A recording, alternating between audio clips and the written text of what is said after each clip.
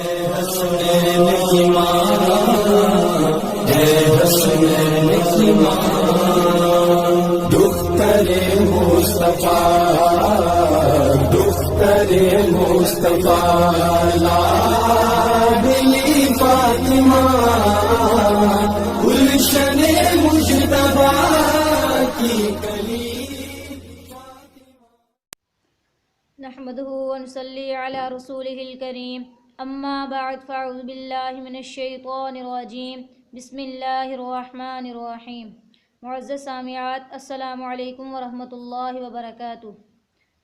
آج ہم حج کے متعلق بات کریں گے کہ حج کا لغوی معنی کیا ہے، حج کا اصطلاحی معنی کیا ہے، حج کب فرض ہوا، اس کی فرضیت کب ہوئی، اور حج کی فرضیت پر دلائل کیا ہیں، اور حج کن لوگوں پر فرض ہے۔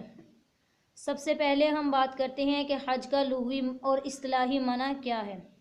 حج کا لغوی معنی ہے القصد، قصد کرنا، ارادہ کرنا، تعظیم کی نیت سے مخصوص اوقات میں مخصوص افعال کے ساتھ مکان مخصوص کے ارادہ کرنے اور اس کی طرف سفر کرنے کو شریعت کی اصطلاح میں حج کہتے ہیں۔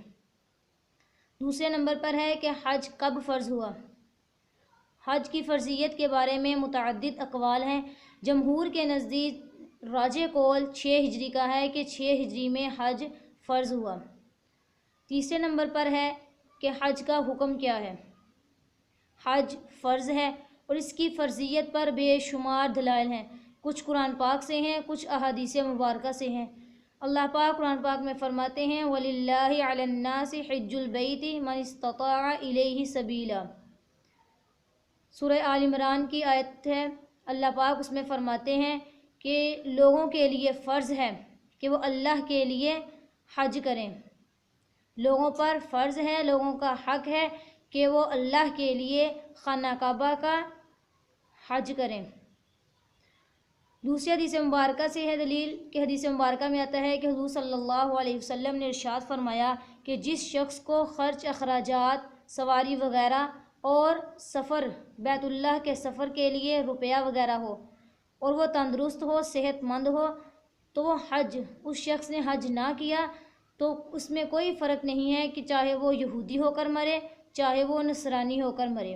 تو ان دونوں ایک آیت مبارکہ اور دوسری حدیث مبارکہ سے معلوم ہوا کہ حج فرض ہے۔ چوتھے نمبر پر ہے کہ حج کن لوگوں پر فرض ہے۔ نمبر 1، جو شخص آزاد ہو اس پر حج فرض ہے۔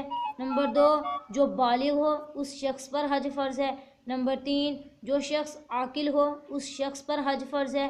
نمبر 4، صحت مند ہو، تندرست ہو اس شخص پر حج فرض ہے۔ نمبر 5، جس کے پاس زاد و راحلہ کا سامان ہو اس شخص پر حج فرض ہے۔ اس کے پاس اتنا مال ہو جو اس کی رہائش اور اس کے اہل و عیال پر خرچ کے بعد اہل و عیال پر خرچ سے زیادہ ہو اور حج سے واپسی تک کا اس کے پاس خرچ موجود ہو تو اس شخص کے لیے حج کرنا فرض ہے۔